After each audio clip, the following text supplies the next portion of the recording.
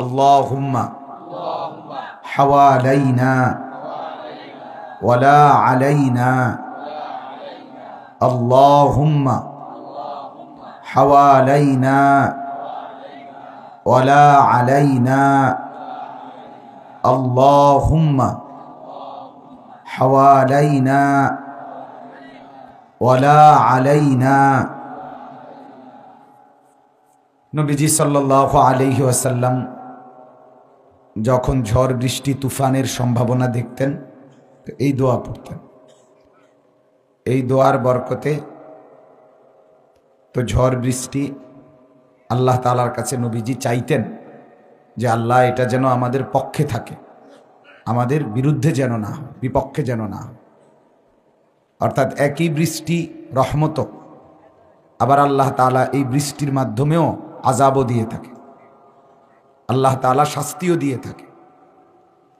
এজন্য আল্লাহ তাআলার কাছে দোয়া করে নেওয়া।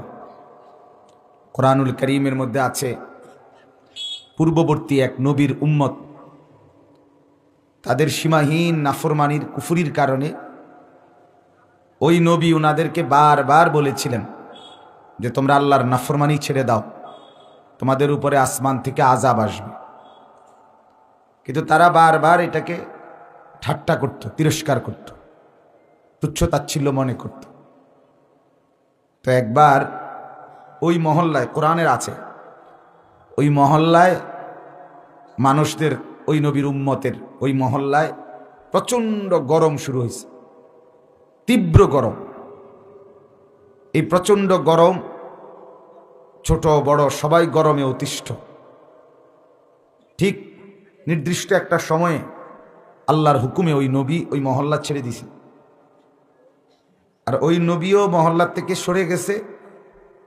এদিকে প্রচণ্ড গরম চলতেছিল, আর কিছুক্ষণ পরে আকাশের মধ্যে মেঘ, সাদা মেঘের যে চাক চাক জমে না, এরকম মেঘ জমছে, বড় একটা মেঘের চাকা।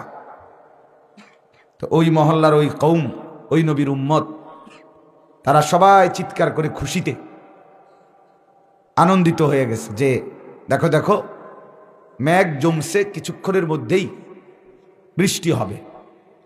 আর নবী এতদিন বলে আযাবের কথা এখন নিজেই সরে গেছে, বরঞ্চ এটা তো আযাব তো না, আমাদের উপরে মেঘ আসতেছে, আল্লাহর রহমত আসতেছে। তো সবাই তাদের ঘরে বাচ্চা কাচ্চা, নারী পুরুষ সব কিছুকে নিয়া দৌড়াইয়া ওই ঠিক মেঘের যে আবরণ, যেখানে যেদূর ওইখানে আইসা দাঁড়াইছে, একবারে ছোট মোটো সব নিয়া।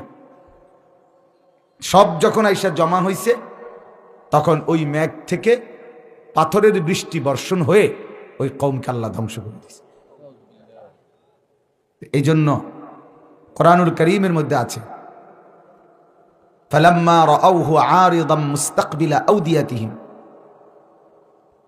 ক্বালু হাদা আরিদুম মুমতিরুনা বাল হুয়া মাস্তাআজালতুম বিহি। যখন উপত্যকা পাহাড়ের টিলার পাশ দিয়ে তারা দেখলো মেঘ, তো তারা বলল এটা তো মেঘ, কিছুক্ষণের মধ্যেই বৃষ্টি আসবে। আল্লাহ বলেন না, নাফরমান, এটা সেই কাঙ্ক্ষিত বৃষ্টি না, বরং এটাই সেই আযাব যেই আযাবের প্রতীক্ষা করছিলে, যেই আযাবের অপেক্ষা করছিলে। এজন্য আল্লাহ তাআলা নবী সাল্লাল্লাহু আলাইহি ওয়াসাল্লামের এই সুন্নাত আমল, যখনই তিনি ঝড়ো বাতাস তুফান আসতে দেখতেন এই দোয়া পড়তেন, আল্লাহুম্মা হাওয়ালাইনা ওয়ালা আলাইনা। আয় আল্লাহ, এটা আমাদের পক্ষে দেন, বিপক্ষে দিয়েন না। আর আল্লাহ তাআলা যা ইচ্ছা তাই করতে পারেন, পারেন কি না বলেন? আল্লাহ তাআলা ইচ্ছা করলে রহমত বর্ষণ করতে পারেন, আল্লাহ তাআলা ইচ্ছা করলে আযাবও দিতে পারেন। কোরআনুল কারীমের মধ্যে আছে আল্লাহ তাআলা বলেন নাব্বি ইবাদি আন্নী আনাল গফুরুর রহিম। আল্লাহ তাআলা বলেন নবী বন্ধু, আপনি আমার বান্দাদেরকে বলে দেন যে নিশ্চয়ই আমি প্রচণ্ড সীমাহীন ক্ষমাশীল এবং অসীম দয়ার। সাথে সাথে এটাও বলে দেন এরপরের আয়াত, ওয়া আন্না আযাবি হুয়াল আযাবুল আলীম। এটাও বলে দেন আমার আযাব সেটাও কিন্তু বড় ভয়ানক, মর্মান্তিক, ভীষণ পীড়াদায়ক। অর্থাৎ আমি মাফও করে দেই যেমন সীমাহীন, দয়াও যেমন করি ভীষণ, শাস্তিও দেই ভীষণ, উভয়টাই আমার কাছে আছে।